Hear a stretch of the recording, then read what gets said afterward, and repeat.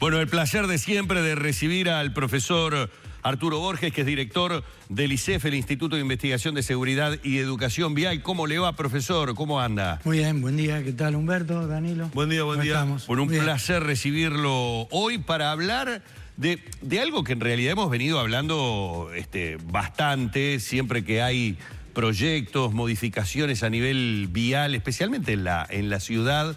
Esto genera debate, controversia, la opinión de especialistas en la materia, de muchas cosas que uno como conductor a priori de repente no puede ver, no puede avisorar, pero que el ojo del técnico las ve desde mucho antes, y algunas de ellas que fueron avisadas a las autoridades en su debido momento. Y que después en la práctica vemos que se cumplen muchas de las cosas o predicciones que se habían manejado. Por ejemplo, la semana pasada tuvimos, especialmente lo que vamos a referirnos hoy, es sobre una modificación en la estructura vial en la conformación de lo que sería llamado Corredor General Flores. Sí.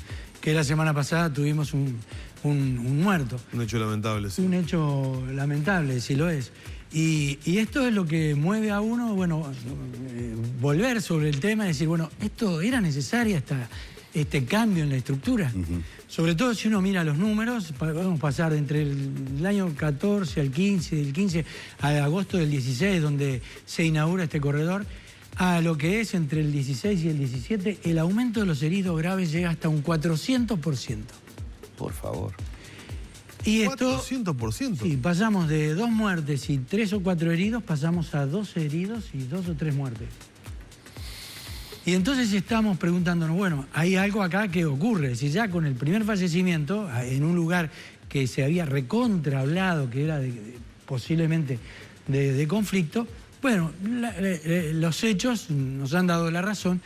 Y esta es la pregunta, bueno, ¿qué hacemos nosotros para tratar de cambiar esa posibilidad de tener esa cantidad de situaciones graves en un lugar que evidentemente, bueno, creemos nosotros que lo que más se ha desprotegido ha sido el peatón? Y cuando uno habla de cambio en una estructura vial, evidentemente que la estructura vial, si se dirige solamente para un sistema de movilidad que debe ser que los recorridos se pueden hacer en menor tiempo, no podemos dejar de lado que la seguridad tiene que estar implícita en la modificación. No solamente la seguridad del vehículo, sino la seguridad de aquel usuario que tiene el efecto más dañoso frente a un error o equivocación que sabemos nosotros, los peatones, son en cierta medida unos desvalidos, no por lo que ocurra frente a una situación con un vehículo, sino porque carecen de información, no están educados, no hemos logrado llegarles, hacer entender que el peatón es un actor importantísimo del tránsito. Y entonces, desde ese punto de vista, sin educación, sin información, porque para ser peatón no se pide ningún examen, evidentemente que cuando el individuo entra al tránsito, al sistema del tránsito, muchas veces pagas muy cara su imprudencia. ¿Por qué? Por la ignorancia que posee. Claro. Y en este caso tenemos algunas imágenes de producción muy interesantes que nos van a ir mostrando algunos detalles a los cuales nos queremos referir. En primera instancia, entonces decíamos, bueno, ¿cómo es la postura de los peatones dentro de ese corredor? ¿Cuándo se terminó, se inauguró? ¿Estaba la población informada realmente de los riesgos que corría? Que este es un elemento clave. Cuando se inauguró o antes que se inaugurara en plena obra de Corredor Garzón, recuerdo que habíamos hablado con las autoridades si se había trabajado con las fuerzas vivas en la educación, en los liceos, en los clubes, que iba a haber un cambio sustancial en ese sector. Fíjese esto. Por ejemplo, ahora el individuo se va a detener en un lugar que es pasto. Si eso llueve, es barro. Bueno, si eso ya lo vamos a determinar como un lugar del peatón, ya tenía que ser vereda. Claro. Es decir, de concreto, baldosa, lo que sea. Ese lugar donde el individuo se detiene en invierno, cuando es barro, quizás intenta ir por otros lados. Ahora, ¿qué sucede? Nosotros tenemos esquinas dentro del corredor de General Flores que están desfasadas con el lado de enfrente, o sea que como que terminan en el carril. Y no está protegido el peatón porque inclusive... no son simétricas, digamos. Exacto, no son simétricas, esa es la palabra. Y lo peor, que no, si nosotros le enseñamos al peatón que el lugar que tiene que cruzar es la esquina, claro, y el individuo llega a la esquina y no encuentra ni siquiera la demarcación en el pavimento de si es esquina o no, deberían... El cruce peatonal correspondiente. Y ahí tenés que poner una barrera, no hay otra. Claro, uno tiene la sensación, ¿sabe qué, profesor? De que no está terminado, de que es una obra no terminada. Cuando lo transita, da la sensación de que le falta terminación. ¿Vio cuando a la obra le falta la final? Bueno, en todo, en señalización, en parquización, pero fundamentalmente en lo que usted dice, en la señalización para el peatón. Es compartible lo que usted dice, Humberto. Y eso es lo que nos llama la atención. Si yo al peatón no lo dirijo, le pongo un cartel, acá corre peligro, ¿verdad? Porque el tema no es decirle, acá está prohibido, porque ni siquiera existe ese cartel. Sino que yo lo que tengo que enseñarle al individuo que es lo peligroso de utilizar un cruce que no está quizás bien demarcado y no tiene la simetría, como decía muy bien Danilo también. El tema también en el cruce completo, como hay tantos carriles, para cruzar de un extremo al otro, a veces se complica también, ¿no? Tú sabes que lo fui a hacer varias veces. ¿Y te dio el tiempo? Te da temor. Te juro ¿Sí? que no sabes para dónde mirar. Claro. Y la misma experiencia tuve en Garzón. Es tremendo. Sí, es tremendo. O sea, tenés la esquina, ¿cruzás o no cruzás? Si nosotros enseñamos que la esquina es el lugar habilitado para el peatón, bueno, acá o le ponemos una barrera y se lo prohibimos y cerramos toda la cuadra, porque hay que dirigirlo. En otros países que Claro. se han hecho este tipo de modificaciones, el peatón no cruza hasta dentro de 80 o 90 metros y lo dirigís, no tiene otra. Pero no dejarle una barrera de 20, 30 metros que saltea fácilmente y ahí el individuo comete, no una infracción, un acto casi suicida. Claro. Tenemos más imágenes, señor director, para seguir analizando este tema que creemos nosotros es muy, muy interesante y que apunta a la conducta del peatón. No ya tan solo del Estas son las que conductor. vimos. Sí, necesitaríamos La siguiente tira de imágenes. la siguiente. Muy bien. En la siguiente imagen, nosotros vamos a ver, hay un cruce en especial que está mal señalizado. Lo hemos recorrido inclusive. Acá lo que se ve inclusive es cómo los vehículos hacen diagonales. Muchas veces hemos hablado que la diagonal es la peor maniobra que tiene el tránsito y que la demarcatoria de los carriles prácticamente no existe.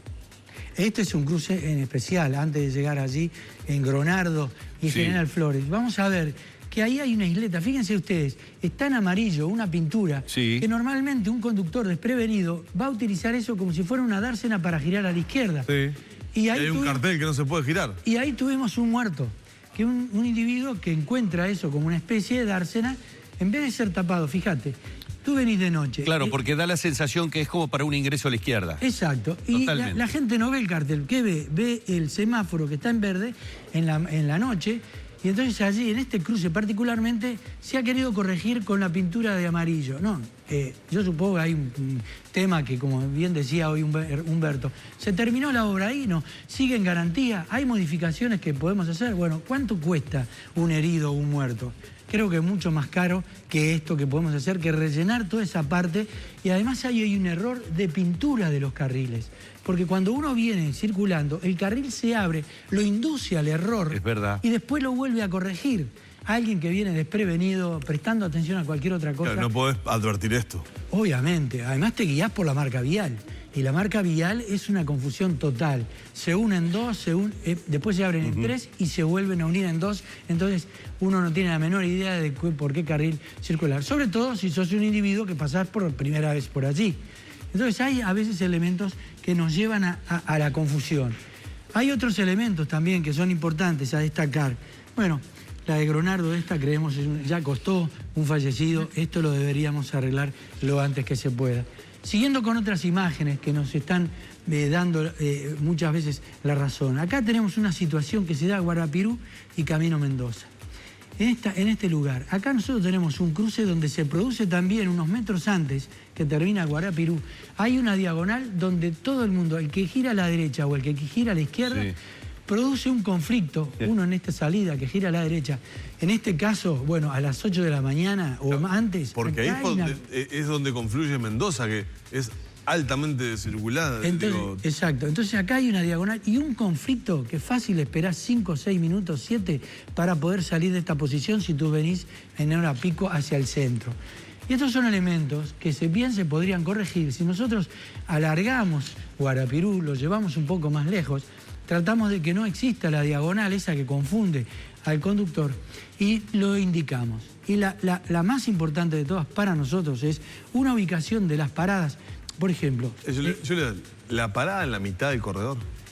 Sí, eso en algunos casos, en este caso, en General Flores, está bastante bien corregido. ¿Qué habría que hacer? En un caso como esto, si nosotros fuéramos al ejemplo de la 9 de julio en Argentina, los individuos han cambiado el sentido de circulación de los ómnibus. Entonces la parada, una sola, le sirve para los dos sentidos. Y el peatón cruza una sola vía. Claro. En cambio acá, en el sentido que vamos, el individuo cruza para ir a la otra parada que viene hacia el centro, 3 carriles, a veces 4. Sí. Lo que vos decís son las obras de Metrobús en Buenos Aires. Por ejemplo, y les dio resultado. Sí. Se eliminó el giro a la izquierda, van en sentido contrario, una sola parada le sirve para los dos sentidos, ahí confluye el peatón y está muchísimo más protegido que en el caso este nosotros no lo tuvimos en cuenta. O por lo menos no le indicamos al peatón dónde es su mejor lugar de cruce. Tenemos alguna imagen más, creo, señor director, pero fundamentalmente tratar inclusive de alargar las paradas. ¿Qué es lo que se buscaba con la modificación en General Flores? ¿Provocaba algún problema como estaba antes? Es lo mismo que a veces decimos, Garzón, ¿provocaba algún problema como estaba antes? Si el tema era ir más rápido, bueno, hoy no se ha logrado en ninguna de los dos. No. Al punto que se está estudiando eliminar buena parte del corredor para ver si se agilizan los tiempos. Exacto. Y paradas, si yo quiero tener algo mucho más ágil, y las paradas no pueden tener menos de 600 metros. Entre 600 y 800. Nosotros tenemos experiencias, trabajamos algo en Bogotá, algo en Lima, y allí las paradas son con este tipo de corredores cada 800 metros. No puede parar cada 100 o 200. No, y el peatón pasa por arriba o por abajo, pero al nivel del corredor no.